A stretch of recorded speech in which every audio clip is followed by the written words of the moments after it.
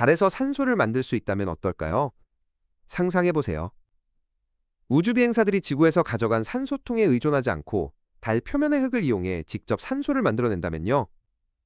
나사는 최근 이 꿈을 현실로 만들 수 있는 중요한 실험에 성공했습니다. 태양 에너지만으로 달의 흙에서 산소를 추출하는 기술을 테스트한 것입니다. 오늘은 나사의 카드 프로젝트가 어떻게 달 탐사의 미래를 바꿀 수 있는지 자세히 알아보겠습니다. 먼저 왜 이 기술이 필요한지부터 이야기해볼까요? 달에 가는 것은 지금도 어렵지만 달에 오래 머무는 것은 훨씬 더 어려운 일입니다. 우주 비행사들이 숨 쉴 산소도 필요하고 로켓을 다시 띄울 연료도 필요합니다. 그런데 이 모든 것을 지구에서 가져간다면 어떻게 될까요? 로켓에 실어야 할 무게가 엄청나게 늘어나고 비용도 천문학적으로 증가합니다. 예를 들어 우주로 물건 1kg을 보내는 데는 수백만 원에서 수천만 원이 듭니다. 산소통 몇 개만 더 실어도 비용이 엄청나게 늘어나는 거죠. 그래서 과학자들은 다른 방법을 생각했습니다. 달에 있는 자원을 활용하는 거죠. 이것을 영어로 ISRU라고 부르는데 현지 자원 활용이라는 뜻입니다. 달 표면을 덮고 있는 흙을 레골리스라고 부르는데 이 흙 속에는 산소가 숨어 있습니다. 정확히 말하면 산소가 다른 원소들과 결합된 형태로 존재합니다. 달 표면 흙의 거의 절반이 산소로 이루어져 있다고 하면 놀라실까요? 문제는 이 산소를 어떻게 분리해내느냐입니다. 카드 프로젝트가 주목한 방법은 탄소열 환원이라는 과정입니다. 그 이름은 어려워 보이지만 원리는 생각보다 간단합니다. 지구에서 철강이나 태양광 패널을 만들 때 오래전부터 사용해온 방법입니다. 높은 온도에서 탄소를 이용해 산소를 떼어내는 겁니다. 달에서는 태양 에너지를 모아서 이 높은 온도를 만들어냅니다. 거울로 햇빛을 한 곳에 집중시키면 1600도가 넘는 고온을 만들 수 있습니다. 이 연료달 흙을 가열하고 메탄 같은 탄소원을 함께 넣으면 화학 반응이 일어납니다.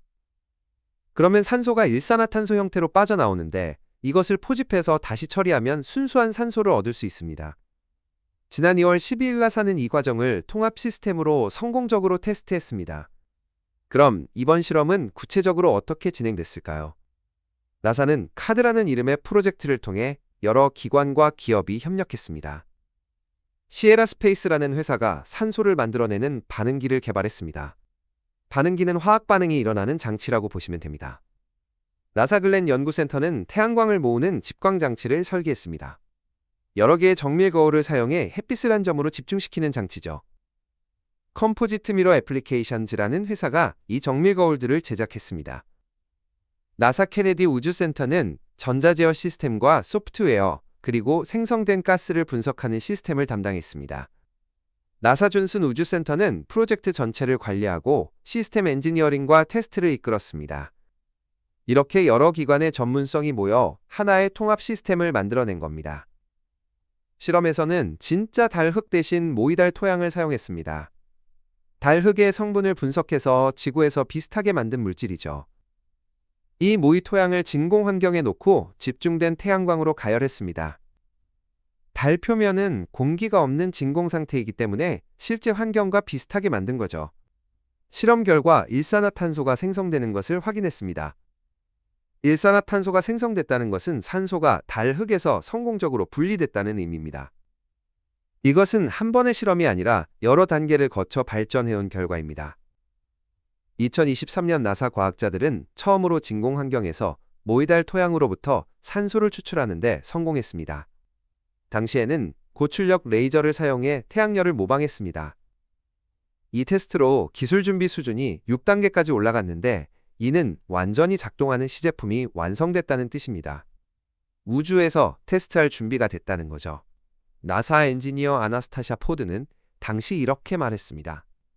우리 팀은 카드 반응기가 달 표면에서 살아남아 성공적으로 산소를 추출할 수 있음을 증명했다고요. 이것은 다른 행성에 지속 가능한 인간 기지를 건설하기 위한 구조를 개발하는 큰 발걸음이라고 덧붙였습니다. 2024년에는 시에라 스페이스가 개발한 탄소열 산소 생산 반응기가 존슨 우주센터에서 열진공 테스트를 완료했습니다. 영하 45도에서 영상 1800도까지의 극한 온도에서 테스트가 진행됐습니다. 달의 밤과 낮은 온도 차이가 매우 크기 때문에 이런 극한 환경을 견딜 수 있어야 합니다. 이 테스트는 달과 같은 환경에서 자동으로 산소를 추출한 첫 사례였습니다. 그리고 2026년 2월의 최신 테스트는 모든 구성 요소를 통합한 완전한 시스템을 검증한 것입니다. 이제 이 기술이 실제로 달에 배치될 가능성이 한층 더 가까워진 거죠. 이 기술은 나사의 아르테미스 계획과 밀접하게 연결되어 있습니다. 아르테미스 계획은 인간을 다시 달에 보내고 장기적으로 달의 기지를 건설하려는 나사의 야심찬 프로젝트입니다. 아르테미스 2호 미션은 2026년 3월 이후 발사될 예정인데 4명의 우주비행사를 달 주위로 보낼 계획입니다. 이후 아르테미스 3호는 우주비행사들을 실제로 달 표면에 착륙시킬 예정입니다. 나사의 장기 목표는 단순히 달을 방문하는 것이 아닙니다. 달에 지속적으로 사람이 머물 수 있는 기반을 만드는 것입니다. 그리고 궁극적으로는 화성 탐사로 확장하는 것이죠. 이런 목표를 달성하려면 현지 자원을 활용하는 것이 필수적입니다. 지구에서 모든 것을 가져가는 방식으로는 지속 가능한 탐사가 불가능하기 때문입니다. 나사의 선임 엔지니어이자 카드 프로젝트 매니저인 아론 파즈는 이렇게 설명했습니다. 이 기술은 달 표면에서 연간 자체 무게의 몇 배에 달하는 산소를 생산할 수 있는 잠재력이 있다고요.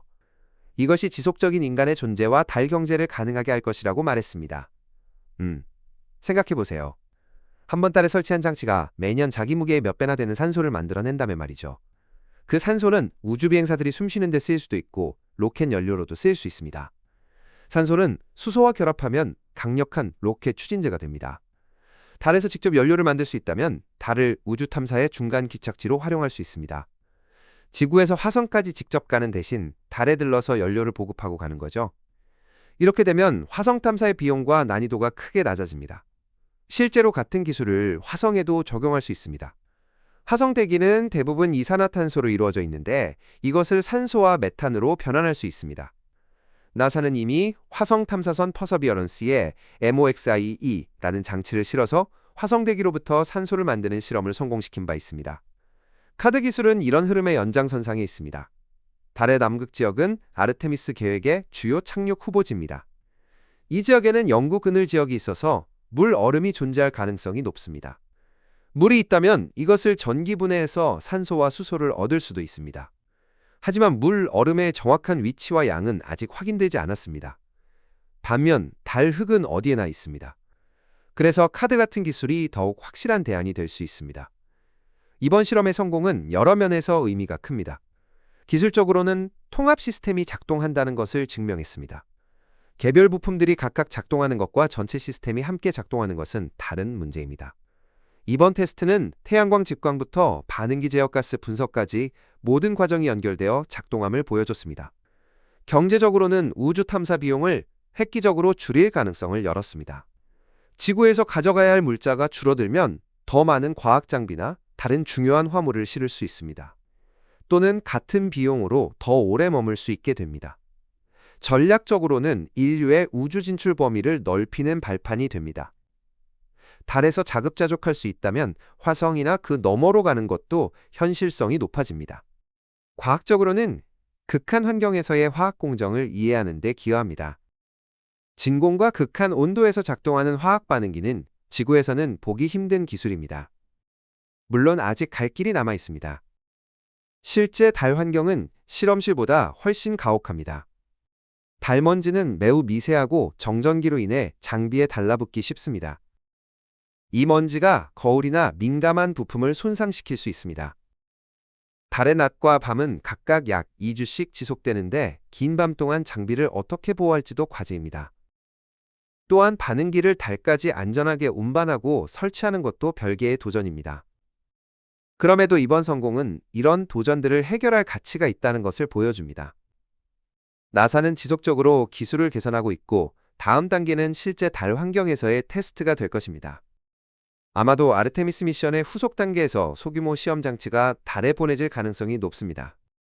그 결과에 따라 본격적인 산소 생산 시설이 달 기지의 일부가 될 수 있습니다. 정리하자면 나사의 카드 프로젝트는 달 흙에서 태양 에너지만으로 산소를 추출하는 기술을 성공적으로 시연했습니다. 이 기술은 탄소열 환원이라는 화학 공정을 활용합니다.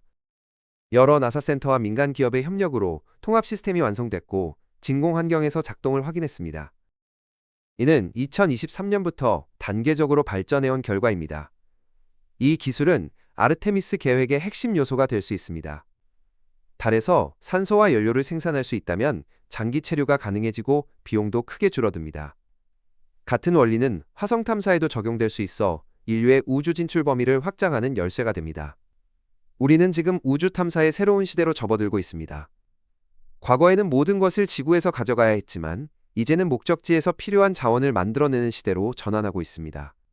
카드 프로젝트는 그 전환의 상징적인 사례입니다. 달의 흙이 산소로 변하고 그 산소가 생명을 지탱하고 로켓을 띄우는 연료가 된다는 것. 이것은 단순한 화학 실험이 아니라 인류가 지구를 넘어 우주로 뻗어나가는 방법에 대한 근본적인 변화를 의미합니다. 앞으로 몇 년 안에 우리는 달 표면에서 실제로 작동하는 산소 생산 장치를 볼 수 있을지도 모릅니다. 그리고 그것이 만들어낸 산소로 숨쉬는 첫 우주 비행사의 이야기를 듣게 될 것입니다. 나사의 이번 성공은 그 미래로 가는 중요한 한 걸음입니다.